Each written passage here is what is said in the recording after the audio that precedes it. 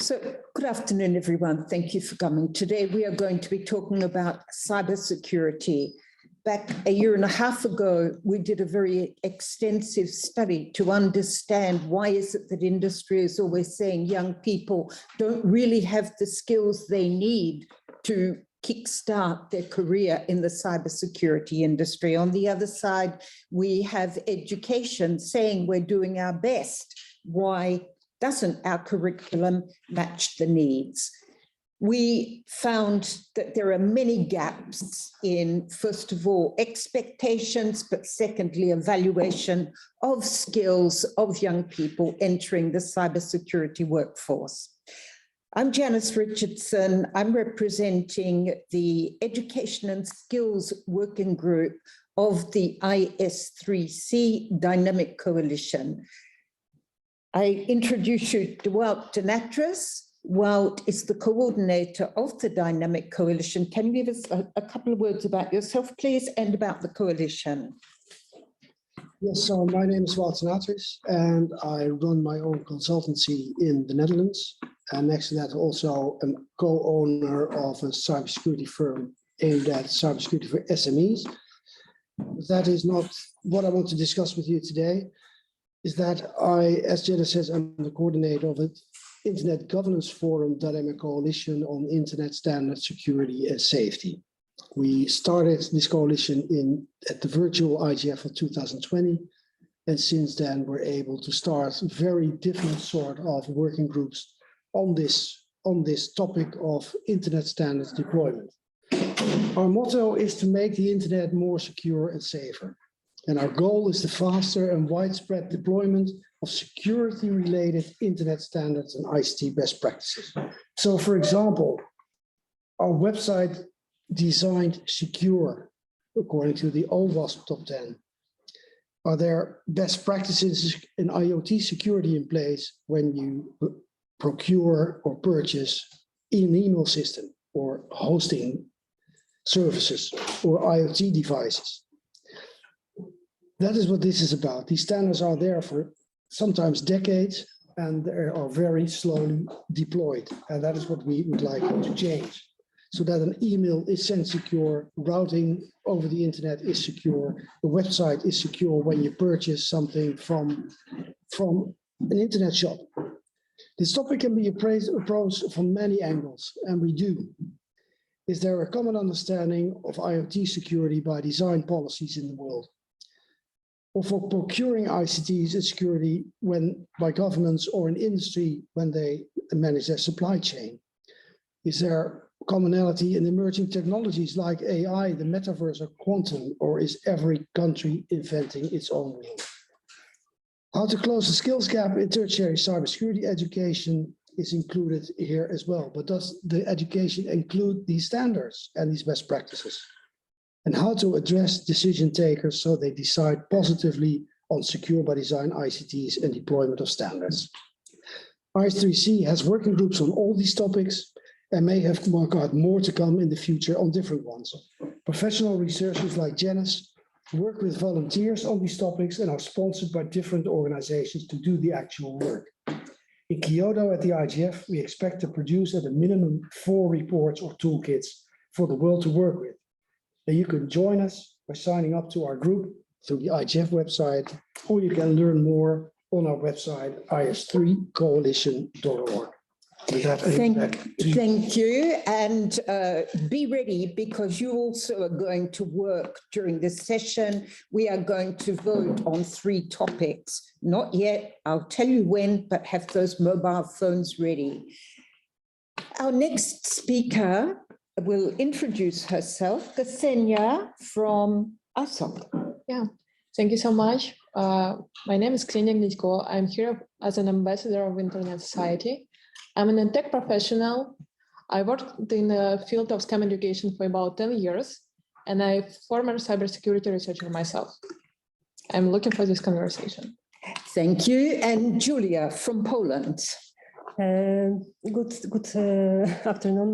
My name is Julia Piechna, and I work at NASK, which is a national research institute that is supervised by our Ministry of Digital Affairs. And at NASC, I'm responsible for leading social projects and international cooperation team. And I've been involved for many years in a number of projects also co-funded by European Commission and devoted mainly for children's safety online. And NASC's main activity is main mission is undertaking broad activities like research, operational and scientific to secure Polish civilian cyberspace.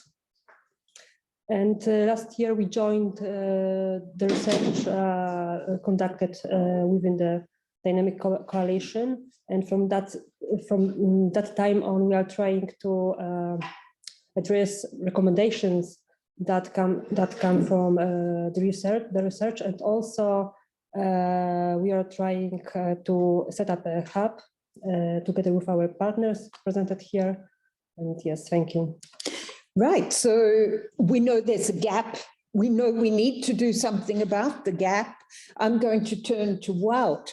Wout, what would your ideas be in terms of strategies to improve tertiary cybersecurity education? Yes, thank you for the question, Janice. When we asked internet governance stakeholders during research on reasons for the slow deployment of security-related internet standards and ICT best practices, we got a question in return. How can you expect graduates to work on them when they're not taught in tertiary cybersecurity education? So the solution they gave us was to adapt education to the needs of cybersecurity industry and society as a whole. RS3C took up this challenge and started working group 2, as Janice explained, and we worked to come up with a report with potential solutions. And the aim was to understand the importance according to transversal and professional competences by the cybersecurity sector and tertiary education establishments, and the estimated level of competence of young people entering the cybersecurity workplace from both perspectives. The study led to 7 recommendations, but I can glance only over here for the sake of time, but our report is on our website, is3coalition.org. But the first one is to improve education and training, not to align it with industry's needs, but also, for example, access in general training in the global south. So not only with industry's needs. Go back to basics, learn how the internet works, and to stop being a user. 3, to raise awareness of the importance of cybersecurity at all levels of education and to show how attractive and diverse a work field it is. The 4th is to improve collaboration between industry and education. In what way can both stakeholders cooperate more effectively?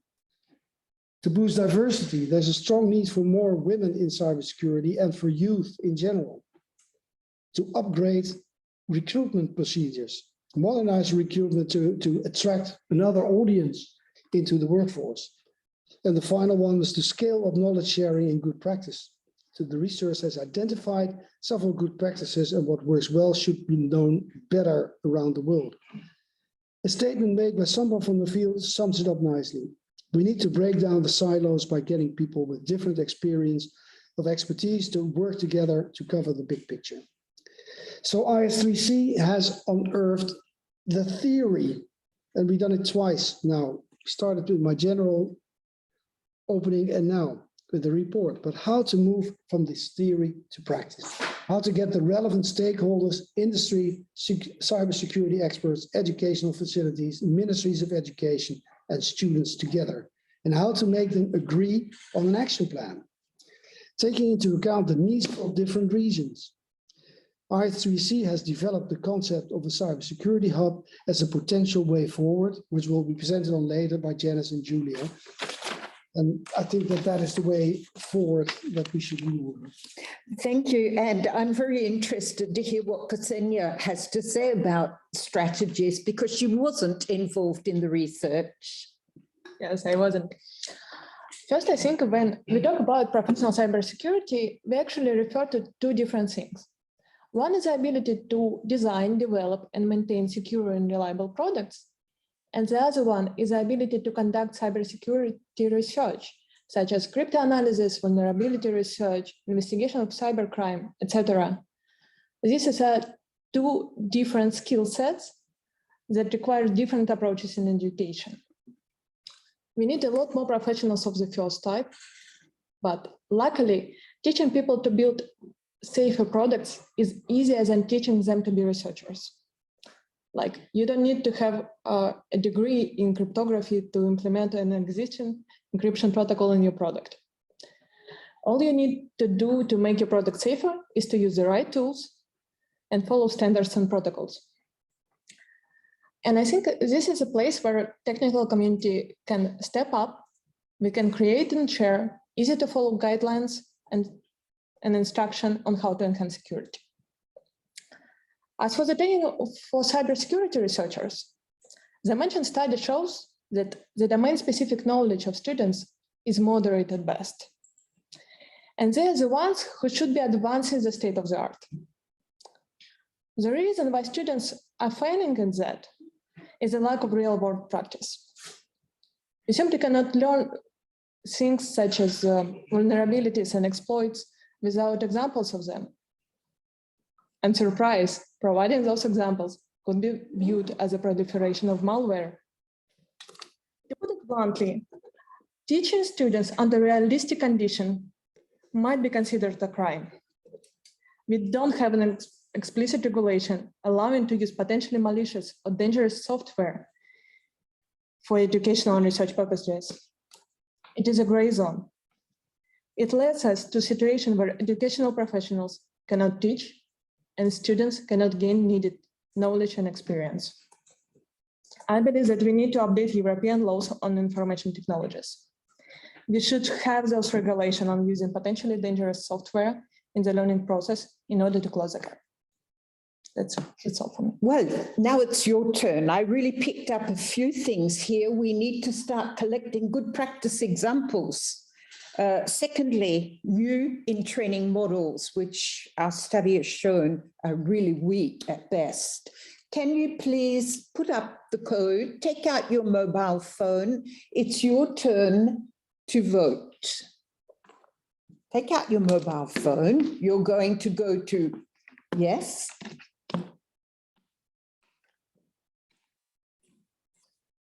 So what strategies, according to you, are the best?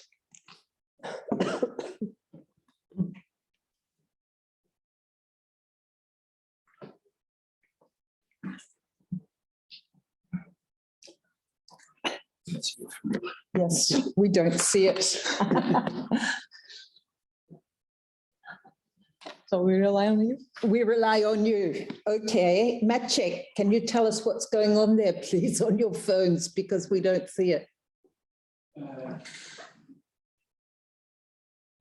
We are seeing a question on. You have a question to answer. Yes, please, go ahead and answer it. Is it on? It's only one question to begin with, you'll get another. Begin with one. Yeah.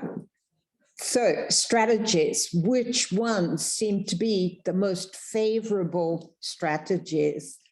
What do you see on your screen, Maciek? I can see the question. Yeah. How can we better prepare cybersecurity graduates for the workplace? Exactly, and do you get a percentage?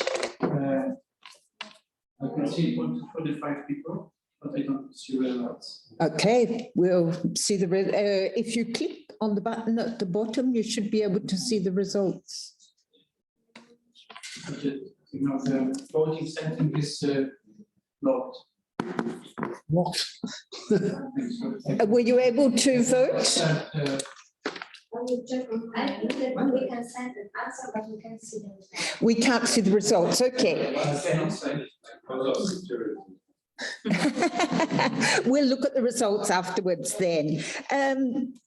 It's nice. A second point that was brought up was diversification of the workforce. Interestingly, there were actually very few women, very few young people who answered the survey. And this is a reflection of what's happening in the industry.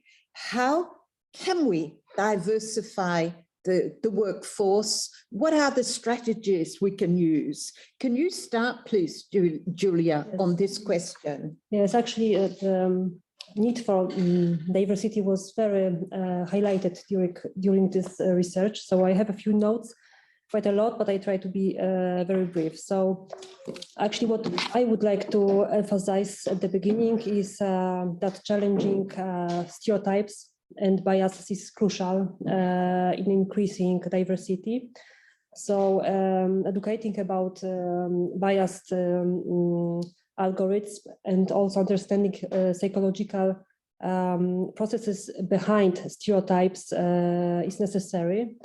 For example, stereotypes linking technology to males perpetuate biases, especially during puberty, so around the age of 10 years. So when it's the age when stereotypes are really revealed and when gender roles may influence our educational and career choices. So I think that training programs on stereotypes threat for example, not only for teachers, but also for management, employees, for HR departments can promote equal opportunities and also unbiased hiring. So of course, educators should be also aware of the issue. So integrating IT education with social and creative capital development supports girls' growth in the field. What else? For example, early exposure and education about digital skills is also very vital to spark children's interest in cybersecurity. So traditional teaching methods should be replaced with modern and engaging ones that are more suited for the dynamic digital landscape and showcasing successful role models from diverse backgrounds is crucial to attract young people, but also to promote diversity in the field. And for example, storytelling methods and creating children's books featuring diverse and very inspiring characters, leaders, scientists, engineers, especially including females, can play a pivotal role in encouraging children and, of course, girls to pursue this, cybersecurity careers. And what else? I think that high entry criteria deter young people from joining the field, and we have to remember that the shortage of qualified professionals will worsen due to evolving digital landscapes and new legal regulations that create more job positions. So effective recruitment procedures offer opportunities for graduates, and of course, well-prepared onboarding and training and mentorships programs for young people, for graduates, for young employees is very important, can guide them, and of course foster employee retention. And the last one, collaborative efforts between academia and industry partners is of course very crucial, and hands-on experience through, for example, competitions, hackathons, and lab-based exercises can enhance their cooperation skills and problem-solving abilities that both are very needed in cybersecurity field. So university students should be exposed to wider cybersecurity community through internships, grants, research projects, mentorship programs, and industry visits, because thanks to this, such exposure fostered their sense of belonging and equips them with practical knowledge. And I think that's all. I hope. And I was just going to stop you. And after Ksenia's had a word to say, we're going to ask you if you have anything to add for the moment. Ksenia. Okay, I'll be quick on this one. I'm actually quite optimistic about cybersecurity getting more diverse, because for a really long time, cybersecurity was associated with the defense industry only. Now cybersecurity is everywhere. I hope it will continue to attract more young talents in the future. But what actually bothers me is that I see in the news quite regularly a repeating story where security students conducted research, got some results, reported their findings, and now they have problems with the law. I'm sure that stories like that could turn some candidates away from joining cybersecurity sector. I believe that we need to build trust between young people and academia and industry. For that, we need to make it safer for students to participate in white hat cybersecurity research. And the second one, we need to take them seriously, actually listen to them and work with them together. Well, I'll give 1 minute intervention. Yes. That I've mentioned all these different working groups that we have. A ghost one at this moment that we haven't started is about responsible disclosure. So as soon as we get a good proposal in, then bad guys are testing our products that the world has 24/7, 7 days a week. And they're abusing it the whole time. So why can't our side of the fence organize ourselves in a similar way, where we test relentlessly and put the pressure on industry, look, this is what you've done wrong. And from there, expose at some point, if it's not being mended in a certain amount of time, expose the weaknesses. In other words, that would put tremendous pressure on industry to build and design better. And then it becomes attractive to work on it. So that's the ghost one. Come up with a project, come to me, and we'll try and find the funding to do so.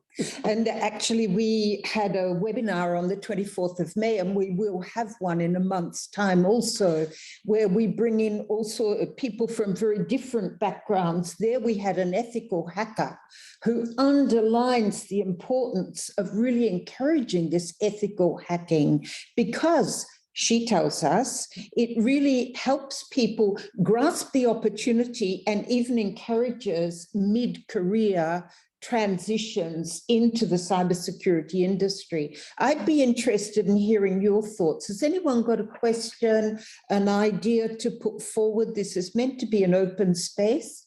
Yes, please. Introduce yourself first. Yes. Name is Jacques Peglinger, from Swiss IGF.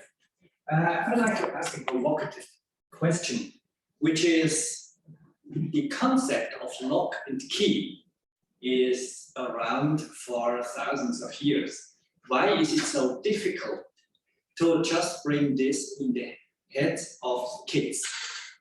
And at the same time, isn't this the, I mean, I'm not talking about elaborate cyber attacks in a security environment, but just for everyday use. Isn't it just a teething problem of the digital age? Is there one of our panelists who'd like to answer this, or anyone in the public would like to answer it? I have an answer, but I'm going to wait for you. Yes. I guess I can answer that. So my name is André Mocina. I'm from Portugal, and I work in IT and cybersecurity as well. I would say that whatever we consider today as cybersecurity, it will change completely tomorrow. So the things of keys, if you go to a hotel room, for instance, you used to have an actual key, with teeth in it. And nowadays you have some cards. A few years ago, they figured out that the cards had personal information in them. So they changed a bit, then they changed a bit. They used to be, magnetic cards that anyone could clone. Nowadays, you actually use some smart cards, some certificates that are not easily faked, or at least in the necessary time to enter that room. So things change. We can expect that in 1 year, more this will change. What we actually need is that everyone who uses technology, and that's literally everyone, to adapt to this and to understand. We need to have in schools like high schools and even before that, we need to have subjects, not just saying how a computer works, but actually explain, look, this is cybersecurity. You have to be careful about this. When you go out in the streets, if you are 3 years old, you tell them, don't talk to strangers. You should do the exact same thing when you go to computers and anything technical. May I elaborate a Yes. little bit?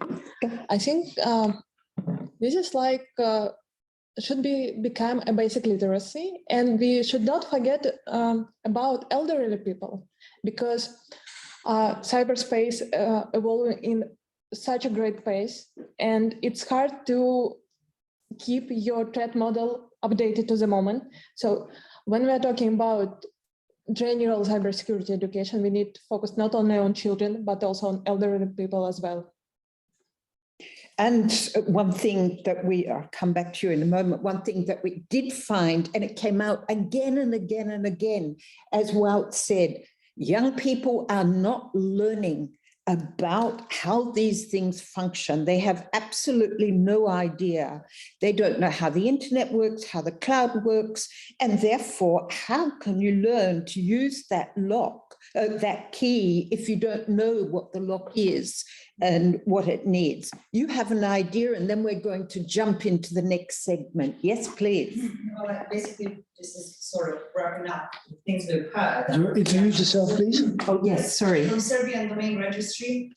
The thing is, I believe that anyone who has the slightest true knowledge about this should take some sort of lead in terms I, as a parent, need to educate my child. It's my responsibility to teach my child about tons of stuff in the world, and nowadays stuff are also digital, first of all. I know a lot of parents who actually work with their children to teach them how to avoid online threats. Also, the same goes for elderly generations, to our grandparents, to our parents who were not even born with a smartphone in their hands. So basically, responsibility can come from all of us personally, but also from the schooling system in terms of adjusting the system. I mean, if they have like anything that has anything to do with IT as a school subject, it should be first of all adapted to that. I mean, like on a subtitle or whatever for every single lesson, how to use technology the safest way possible, not to speak of other things we can do, from campaigning to different types of informal education. Thank you. I can see there are lots of ideas here, and I do hope you'll join us as we go forward trying to build on this research and come up with new strategies. Is there, no. Do we have a second question to vote on? Yes? Yeah, we have, sorry, what did you ask? Question. Do you want the slide?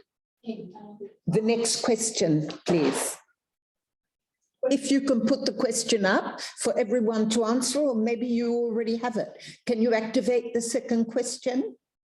QR code. Thank you. I think you control the questionnaire. Someone has commented something. Yes. Would you like me to read it? Yes, please. Yeah. Well, EuroDIG has said that complexity is a growing phenomenon. It affects the understanding of the field. It may seem daunting and unmanageable, which may influence motivation. It may limit now to select what are the needed skills, or if it's needed to learn everything and contingency. These affect perceptions. There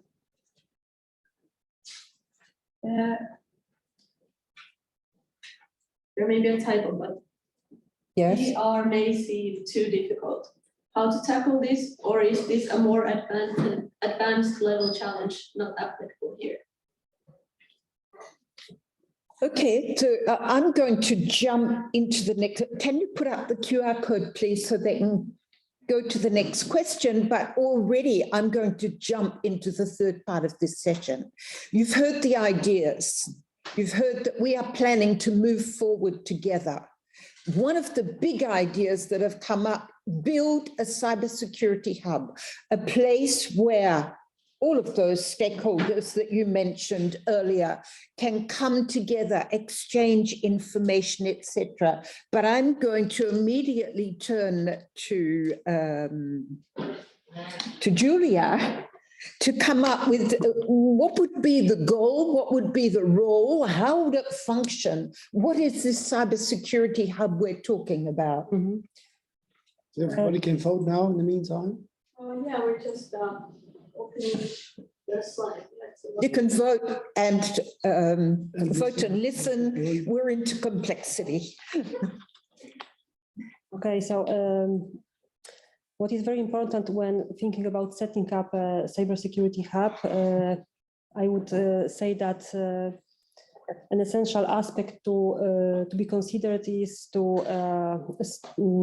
secure the involvement of diverse key partners from diverse fields, bringing valuable understanding and experience. This is a strategic outreach strategy to ensure the hub's effectiveness and reach. So collaborating with educational institutions, industry partners, government agencies is necessary for gaining resources, expertise, support. Also public-private partnerships can be established, for example, to secure funding and access industry insights and foster collaboration. And of course, engaging with professional associations and participating in industry conferences with hub's agenda and achievements allow for networking opportunities and can demonstrate a hub's contribution to the field. And actually, when thinking about main goals, like key areas that require attention and should be involved in action plan of a hub, I think that very important is, of course, the things that we actually already mentioned. So curriculum development, so developing and working and promoting all activities needed for developing up to date and comprehensive curricula. Also industry collaboration, but I just said about it. Diversity in the cybersecurity workforce, but I mentioned about this issue before. Also modern and engaging education, we talked about it, so emphasizing hands-on learning and lab-based exercises that align with the needs of the field and of course emerging trends. What is also very important when thinking about the roles of a hub is activities that in aim of promoting and building modern like career support and professional development. So providing training and mentorship programs for young employees, for young people, for graduates, and also enabling professional upskilling for cybersecurity specialists to foster retention, like employee retention. Very important is also awareness and outreach. So raising public awareness about cybersecurity by, for example, awareness campaigns. And maybe the last thing that if I can put, because I think that it's very important that consider the areas of cybersecurity that are most affected by professional shortages. So I think that in this respect, the following topics are of particular importance. So this is emerging technologies, of course, AI, IoT, cloud computing, and blockchain. This is also threat intelligence, ethical hacking, and penetration testing, privacy and data protection, and the last one, cybersecurity governance and policies. And that's all from me. As you can hear, we've really thought about this hub. This is going to be our next action. We need stakeholders to be with us in this enterprise. You've given us a whole range of objectives that the hub will have, but Who do we need to get on board? Maybe you've got ideas on this, Ksenia. Who do we need to get on board, and how can we move forward rapidly with this idea of a cybersecurity hub, knowing that some of us, well, one of my jobs at the moment is to advise 50 ministers of education on how to update their education to meet the challenges of the digital transformation. So we do have people here who can move with it. I advocate for reaching out to technical communities, maybe underground communities, because they have a lot to share and they want to share. So let's reach out to technical communities and get them involved. You have to let us know how we reach these underground communities. You can write me and also, you know. Yeah. Super. Yes, please. Question. Yes. I'm Ahmed Mahfouz. I'm from Armenia. My organization is kind of the topic. We are called Cyber Hub. And we're doing stuff like that. But I'm trying to understand what's the difference of your proposed hub and like CERT, big national CERT, which is going to link the same stuff. CERT is cybersecurity. Yeah. And we need people for CERT, because, for example, we have CERT in our company. And actually, when you, for example, talking about diversity in our, because our CERT is, our organization is organized in, let's call it centers. We have a couple of centers that cover different issues, and our CERT is in cybersecurity center, and in our cybersecurity center we have 19% of women and 81% of men. So we see that here is a problem, and the hub is for building a cooperation to bridge these gaps, because industry have some expectations regarding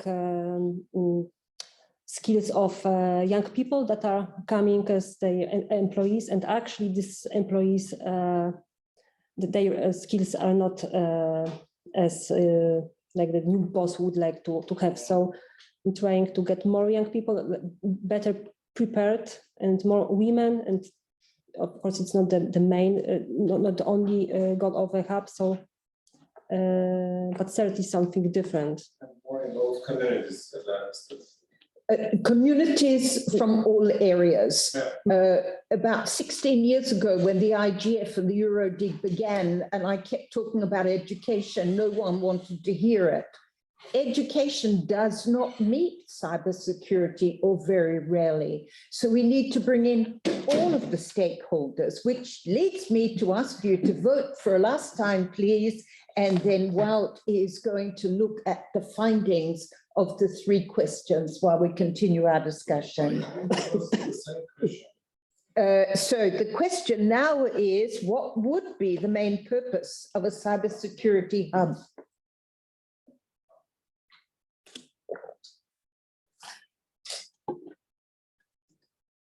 And in the meantime, I think that where this hub is going, so I'll give a very short example. Over 10 years ago, somebody approached me in the Netherlands and said, who do I need to talk to improve cybersecurity tertiary education in the Netherlands? And I pointed him to an organization, and he started working there with this organization. And after 3 years, he gave up, because he literally had to go to every individual school or university to discuss updating their curriculum. And there was no one in the Netherlands at a policy level that was interested even in discussing this topic.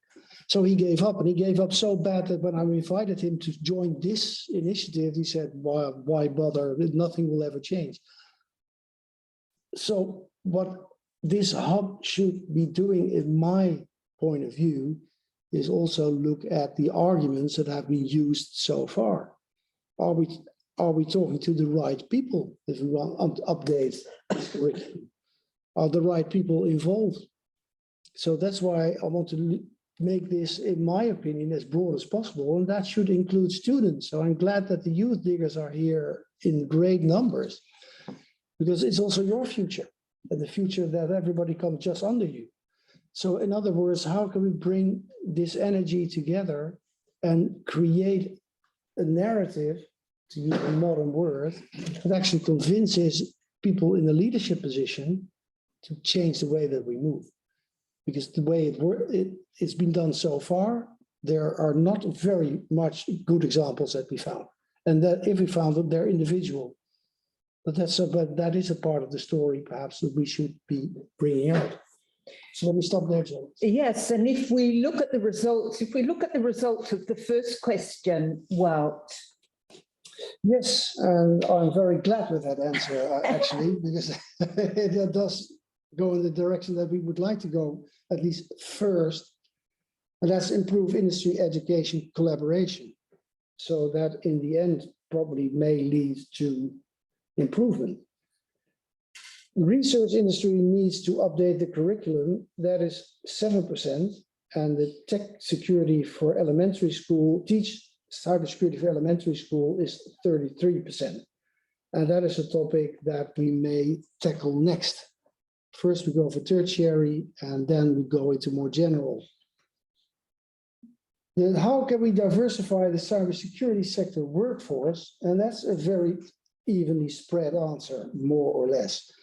So inform school leavers about cybersecurity jobs, so that is 17%. Use gamification techniques, 17%. Then broaden distribution appealing recruitment info is 13%, and host ethical hacking competitions is 21%. And encourage mid-career, if I miss something. Yes, I'm sorry, I don't know that one. We'll go back and check. Okay, there's one that doesn't have a percentage, but that should add up to 70, 30, something like 30%. So that may have one actually, but it doesn't give the percentage. The third question is, what would be the main purpose of a cybersecurity hub? And that is bang, one answer basically almost. Knowledge sharing between industry and education sector, and that matches the first one, of course, about 70%.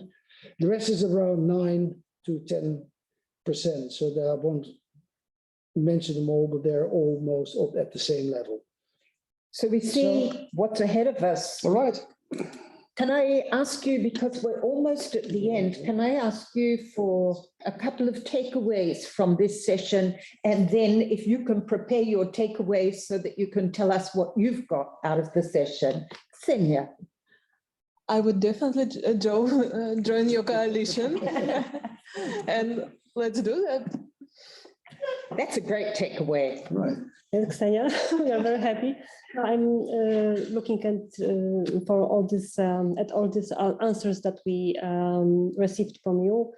I think that they are really they are corresponding with our goals and our perceiving the issue. So I'm happy because it means that we are looking at the same direction, and so what we really hope for a good cooperation.